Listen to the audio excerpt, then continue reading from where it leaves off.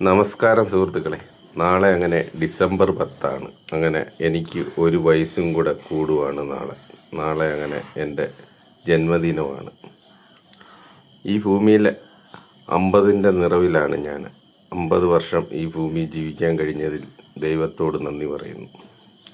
50 വർഷം നമ്മുടെ നാട്ടിൽ ജീവിച്ചു, 15 വർഷം അതിൽ 15 വർഷം നാട് വിട്ടും ജീവിച്ചു. ബാക്കി ഉള്ള നാള് നമ്മുടെ നാട്ടിൽ ജീവിച്ചു. ഒരുപാട് കഷ്ടപ്പാടും ദുരിതവും സങ്കടങ്ങളും ദാരിദ്ര്യവും പട്ടിണിയും ഒക്കെ അനുഭവിച്ച് ഇവിടം വരെ വന്നു. ഇന്ന് ദൈവത്തോട് നന്ദി പറയുവാണ് എല്ലാത്തിനും.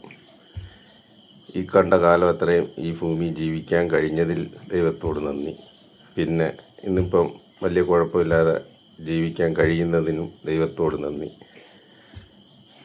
ഒരുപാട് കാര്യങ്ങളിൽ ദൈവത്തോട് നന്ദിയുണ്ട്. ഒരിക്കൽ നമുക്കൊരു സങ്കടവും ദാരിദ്ര്യമൊക്കെ തന്നെങ്കിൽ ഇന്ന് അതിനൊക്കെ ഒരു മാറ്റം ഉണ്ടായിട്ടുണ്ട്. ഇന്ന് വലിയ കുഴപ്പമില്ലാത്തൊരു ജീവിതം ജീവിക്കാൻ കഴിയുന്നത് ദൈവത്തിൻ്റെ ഒരു കൃപ കൊണ്ടാണ്. അതുമാത്രമല്ല, ഈ 50ൻ്റെ നിറവിലും നമ്മൾ യാതൊരുവിധ ആരോഗ്യ പ്രശ്നമില്ലാതെയും ജീവിക്കാൻ കഴിയുന്നതും ദൈവത്തിൻ്റെ ഒരു കൃപ കൊണ്ടാണ്. അങ്ങനെ ഒരുപാട് കാര്യത്തിൽ. പിന്നെ എൻ്റെ വീട്ടുകാരുടെ കാര്യം പറയുകയാണെങ്കിൽ, ഇത്രയും വർഷം എന്നെ സഹായിച്ച എൻ്റെ സുഹൃത്തുക്കളും വീട്ടുകാർക്കുമൊക്കെ ഈ അവസരത്തിൽ നന്ദി പറയുകയാണ്. മരണത്തിലേക്കുള്ള ദൂരം കുറയുകയാണ് ഒരേ വയസ്സ് കൂടുന്നതനുസരിച്ച്. നമ്മൾ എത്ര വർഷം ജീവിക്കുന്നു എന്നുള്ളതല്ല, ജീവിച്ച അത്രയും നാൾ സന്തോഷത്തോടെ ജീവിക്കുക, അല്ലെങ്കിൽ എന്തെങ്കിലുമൊക്കെ സഹജീവികൾക്ക് ചെയ്ത് ജീവിക്കുക എന്നുള്ള ഒരു കാര്യമാണ് ഞാനിപ്പോൾ ചെയ്യുന്നത്.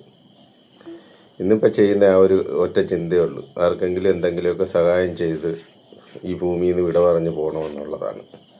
അല്ലാതെ ഒരുപാട് സമ്പാദിച്ചു വെച്ച് നമ്മുടെ മക്കൾക്കോ വീട്ടുകാർക്കോ വേണ്ടി ഒരുപാട് സമ്പാദിച്ചു വെക്കുന്നതിലൊന്നും ഞാൻ വലിയ ത്രില്ലൊന്നും കാണുന്നില്ല. ആർക്കെങ്കിലുമൊക്കെ എന്തെങ്കിലും ഒരു ഉപകാരങ്ങളൊക്കെ ചെയ്യാൻ വേണ്ടി മാത്രമാണ് ഇന്ന് ഞാനിപ്പോൾ ജീവിക്കുന്നത്. ഇതെല്ലാം എൻ്റെ സുഹൃത്തുക്കൾക്ക് അറിയാവുന്ന കാര്യങ്ങളാണ്.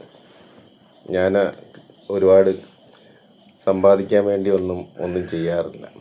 അപ്പോൾ ഈ കണ്ട കാലം അത്രയും വളരെ കഷ്ടപ്പാടും ദുരിതവും അനുഭവിച്ചാണ് ഞാൻ ജീവിതത്തിൽ മുന്നേറിയത്. ഒരാളിൻ്റെ സപ്പോർട്ട് എനിക്ക് കിട്ടിയിട്ടില്ല. വീട്ടുകാരുടെ ഇല്ല, നാട്ടുകാരുടെ ഇല്ല, കൂട്ടുകാരുടെ ഇല്ല. ഒറ്റയ്ക്ക് പൊരുതി നേടിയതാണ് ഞാൻ. എന്തെങ്കിലും ആയിട്ടുണ്ടെങ്കിൽ ഒറ്റയ്ക്ക് തന്നെ. എൻ്റെ വീട്ടുകാർക്ക് പറയാൻ പറ്റത്തില്ല എന്നെ സഹായിച്ചെന്ന്, എൻ്റെ കൂട്ടുകാർക്ക് പറയാൻ പറ്റത്തില്ല, എൻ്റെ നാട്ടുകാർക്ക് പറയാൻ പറ്റത്തില്ല.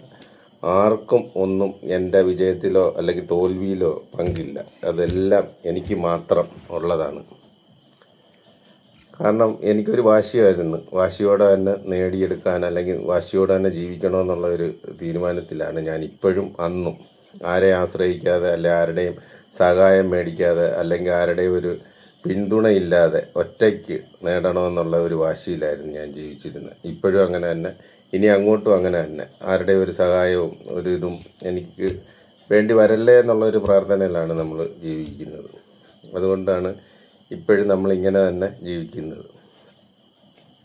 അപ്പം എല്ലാ സുഹൃത്തുക്കൾക്കും ഒരിക്കൽ കൂടി ഞാൻ നന്ദി പറയുന്നു, എന്നെ ഇത്രയും നാൾ സഹിച്ചതിന്. Okay, by.